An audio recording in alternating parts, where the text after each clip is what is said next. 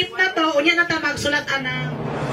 Pinaagi sa City Agriculture Office gituno sa lokal nga panggamhanan ang libreng mga abono ngadto sa 30 ka mga mag-uuma sa Porokmongo, Barangay Nanyo, Panabo City. At ulusab sa kalihukan, nagpahitabo og panaghisgot kabahin sa Farmers Field School on Palay Check System aron madugangan ang kaalam sa mga mag-uuma alang sa pag-manage sa humay, gikan sa land preparation hangtod sa harvesting. Gipadayag usab ni Agriculturist Juan Basixtil John Amanyo ang katuyuan sa aktibidades. Natay mga farmer gipatapok na to para maminaw o mutuon may tungod sa Farmers Field School Palay Check System. Mapasalomaton usab si Danilo Gauzon, usa sa mga benepisyaryo. Tungod dili lang libre nga bono iyang nadawat kundi dugang kaalam usab. Lipay kayo.